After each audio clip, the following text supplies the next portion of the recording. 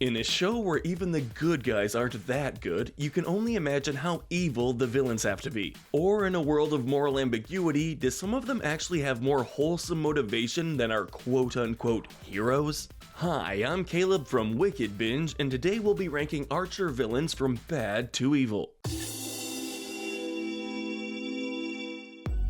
For this list, we'll be looking at Archer villains across all seasons of the show and breaking them up into 3 categories: the bad, the worst, and the evil. Since some of the middle seasons are not strictly in the Archer canon, we will be analyzing villains from those seasons in their respective worlds, and providing as much context as Sterling's coma state will allow. One final thing for any Carols, Cheryls, Crystals, and Charlene's in the audience, since this should go without saying, but a huge spoiler warning is in effect. With all that said, let's come out to play. First up are the bad. These are the antagonists from the show that we don't think are that evil. Through incompetence, weak motivation, or redemptive acts, these are the villains that could be forgiven. Winning the spot for the most bad is Len Traxler. Len is one of the 3 people that Mallory tells Archer could be his father. He also just happens to be the head of the rival spy agency, Odin. We have to be careful about how we discuss Odin on this list. From their embossed business cards to their employee perks, Odin seems like a nicer place to work.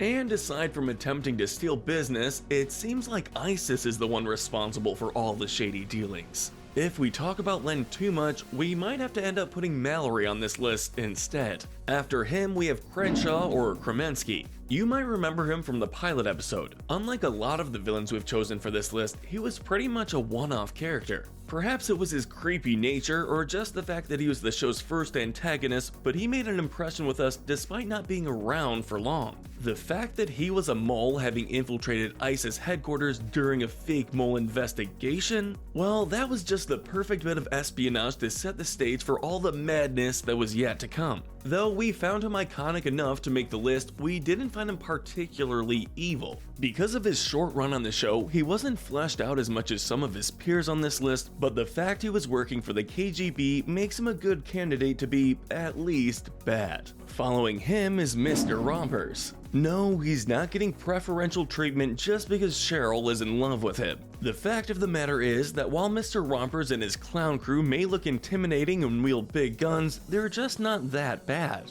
especially in comparison to some of the people we have coming up. They didn't kill hostages, they weren't interested in murdering anyone, the entire gang was only there to steal one necklace, despite the fact that it became a huge situation with authorities. Probably because the value of the necklace, they really weren't doing that much damage. We hate to even compare the two situations, but Archer technically does more damage during the robbery than the clowns do. Following our creepy clowns is Nikolai Jakov, the head of the KGB. This is the second one of Archer's potential fathers to make the villains list, and don't worry, he's the last that we know of. While he may not be the only character to hold the position as head of the KGB throughout the show, he's definitely the most connected to the job. It's part of his identity right up until the end that he defects. And even though we're sure we don't have to tell you this, the KGB aren't exactly good. Taking so much pride in running such a corrupt and violent organization definitely gives him a villainous air about him.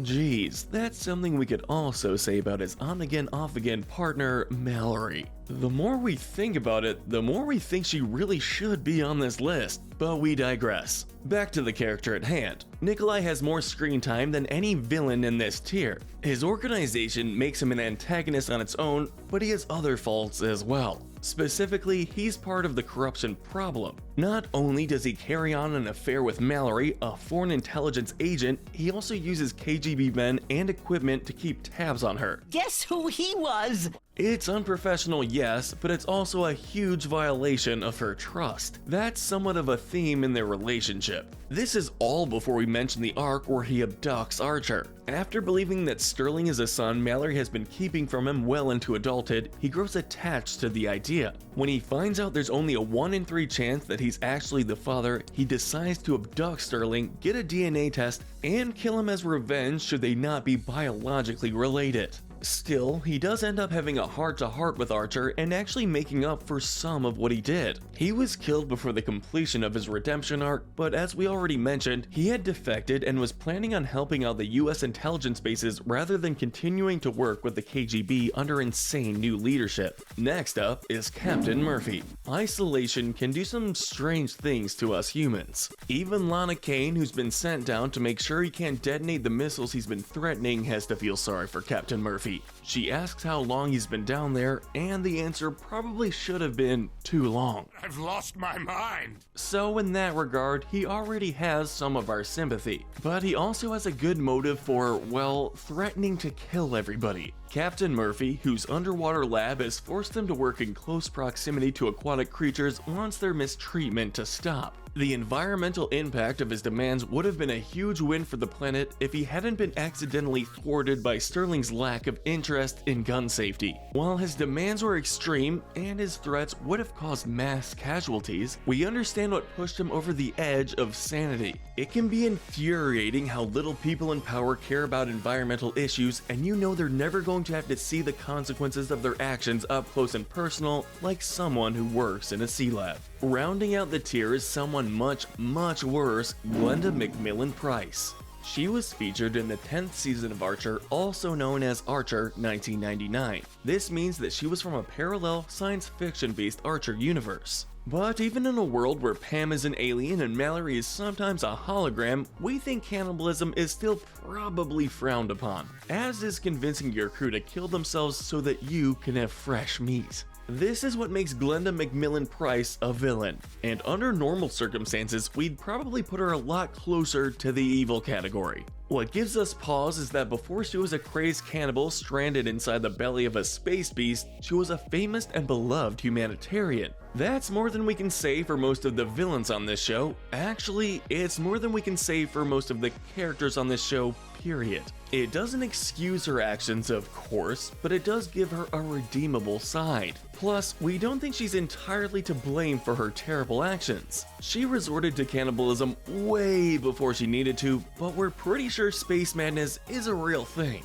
If having your ship swallowed whole can't bring it about, we don't know what can. Her good side is showcased for a final time as she ultimately sacrifices herself so the others can escape. If only there had been someone there to record her altruism. We move on now to the worst. These are the villains who aren't the worst of the worst, but lack the redeeming qualities of those in our top tier. Kicking things off here is Conway Stern. Is that his real name? Maybe. We've come across this character 3 times in the show, and he is shrouded in mystery and mistrust in each scenario. First, he double-crossed ISIS, then he double-crossed the CIA, and the 3rd time, he's just straight up working for the bad guy. Just when you think you know what to expect from Conway, you're surprised. I mean, he obviously thinks he has a plan. His lack of loyalty might be enough to get him into the middle tier on its own, but he's also a pretty capable person. He never wins exactly, but his means are deadly and his plans are surprisingly competent. It's not his fault that he always seems to be thwarted by losing a limb. Following just behind him is Barry 6. This was another villain from Archer 1999, and this time it was a familiar face, or familiar voice, rather. Barry's back. While he wasn't in the show for very long, we thought it would be worth mentioning. Despite having much of the same design as the real-world Barry, and being arguably stronger, we actually think Barry 6 was less impressive in his world. It's partially thanks to the science fiction setting. It's not as impressive to have cyborg strength when you're fighting holograms and aliens and everyone has access to at least a little bit of lethal tech. But we also feel underwhelmed by Barry 6 because his appearance was so fleeting and so early. We were constantly being introduced to bigger and more intimidating threats, which made this discount Terminator seem less impressive. Next up is one of the elusive female villains of the show, Reiko. We considered putting her a little higher on this list because unlike many of the other antagonists in the show, she has actually succeeded in an evil plan. Through flashbacks, we get to see that she got close to Archer while he was training and successfully murdered his mentor. It left scars in Sterling so deep that he'd actually repressed the memory until the two ended up facing off again where she was finally bested. The main reason she didn't make it higher onto our list is because she only had one episode that didn't give us much time to get to know her. Without fleshed out motivations or a true sense of what she's capable of, she didn't leave as much of an impression as some of the upcomers. The show also sets her up for failure as a memorable villain by building her and her story up too high before letting her be so easily defeated. Though we did love the twist that she was not the aforementioned love of archers. And rounding out the tier, we have the pirates. They were difficult to rank. On the one hand, they're just living their life the best way they know how. They have a code of conduct they follow, rules, a community, and even a thriving lacrosse rivalry. On the other hand, that way of life does rely on taking things from others. There's murder, theft, ransoming, and no small amount of violence. It's more or less what you expect from a community of pirates, something that Archer seems to forget during his brief stint as Pirate King. And finally, we have the evil. These are the worst of the worst, to the extent they even made Mallory's people look like the good guys they're supposed to be. First up is Siegberg Fuchs, aka Nazi Cyril. He made his appearance in the 9th season of Archer, also known as Archer Danger Island. Siegberg Fuchs is a Nazi commander that Archer dreams up during the wildest year of his coma. He just so happens to look and sound like Cyril. Though Archer has always seen Cyril as being inferior and incompetent, Siegberg Fuchs is dangerously effective. He is on the island trying to steal a radioactive idol from the princess there so that he can give it to Hitler. He commands a troop of Nazis who are on the island. He successfully wages war against Archer and a native tribe of cannibals. He also brings up Maxu to the final showdown where he succeeds in pulling Archer along to his death. Not only was he impressive by Cyril standards, but since he succeeded in killing Sterling, even if it was just a dream Sterling, that makes him one of the more impressive villains of the show. Following him is Peregrine. Peregrine may have been underwhelming in her season 11 premiere as renowned art thief. She hired the agency, there's a twist, she's thwarted by the group's incompetence and berates them a little with her villain reveal. Honestly, this is standard Archer time and we wouldn't have thought to put her on the list at all had that been it. But later in that same season, Peregrine comes back for revenge. Whereas a lot of revenge plots in the show involve lots of blood, violence, and casualties, Peregrine is ice cold. She goes right for the child. It's kidnapping. She kidnaps and ransoms Archer and Lana's daughter, AJ. This is especially hard since Archer hasn't seen his daughter since waking up from his coma, and Lana has residual guilt for sending her to boarding school. Even once Peregrine has been found out and caught up to, she isn't done. We learn she never had any intention to return AJ, wanting instead to keep her and raise her to assassinate her parents for abandoning her. Of course, that doesn't come to pass and Peregrine is thwarted. But it was a pretty messed up plan and we're surprised she made it as far into the scheme as she did. While it may not have been super difficult to bring her down, we have to respect the evil nature of anyone that is depraved enough to make Lana finally rampage. After her, we have the Space Mutineers. So, we have given some leniency on this list for isolation-related madness, we have given some for environmental disaster-related stress, we've even let some villains slide by as just bad because of their general incompetence.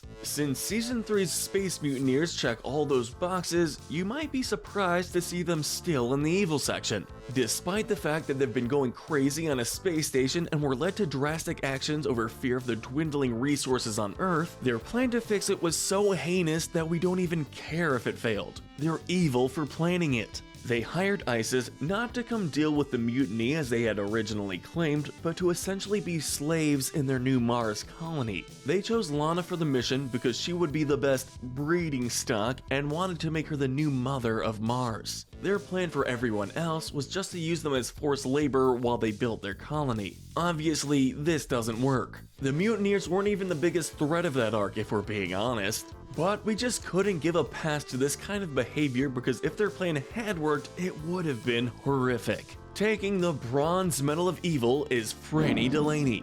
Franny Delaney left a huge impact despite having only a couple minutes of screen time. He was the head of the Irish mob, which would have earned him a consideration for this list all on its own had he not also been pure evil. During the show's second season, he comes up with one of the darkest scams of the entire series: frauding cancer patients. His men are replacing the very expensive cancer medication with sucrose, selling the real medicine on the black market. Not only is this greedy, it's endangering the lives of all the cancer patients who think they're taking life-saving medicine but are just getting sugar pills. It caused the death of at least one patient, Ruth, and we dread to think how many others died or were affected by this particular bit of villainy. This guy was evil enough to actually get us on board with an Archer rampage. How messed up is that? But unfortunately, there is worse to come. The silver medal of evil goes to Fabian. This one is kind of disappointing to put here. Fabian lacks a lot of presence and impact that the other villains from this tier have in abundance. You see him several times before his true nature is revealed, and each encounter is rather lackluster.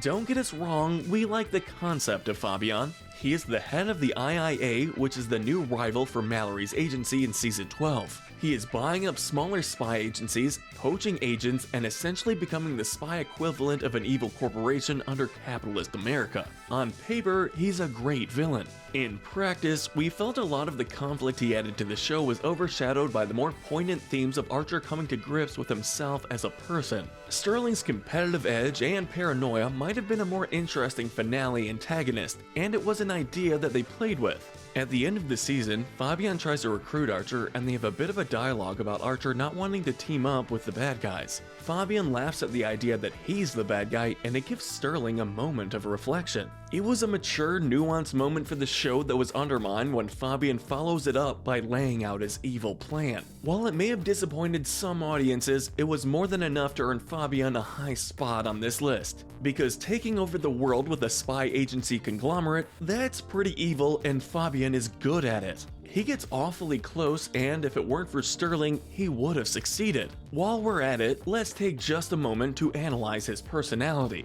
Despite being successful and having a cheerful outer coating, he really isn't a good person. He's arrogant, self-involved, and doesn't care about the damage his words do to other people. He's actually a lot like Archer used to be, which makes sense as he repeatedly points out how much he used to idolize Sterling. It was very interesting to have an Archer-esque villain in a season where Archer finally seems to be growing up. But there is still one villain worse. The gold medal of evil goes to other Barry Dillon. You had to see this one coming, right? Barry and Sterling's rivalry is one of the staples of the show. Their dynamic evolved throughout the years, going through several iconic stages. While Barry 6 may have been underwhelming due to the scope of the world, his inspiration of Barry Dillon was absolutely terrifying. He starts off as just a rival agent. He works for a different spy organization and has resentment towards Archer for a mission they once did together where Sterling let him fall and Barry's legs were badly broken.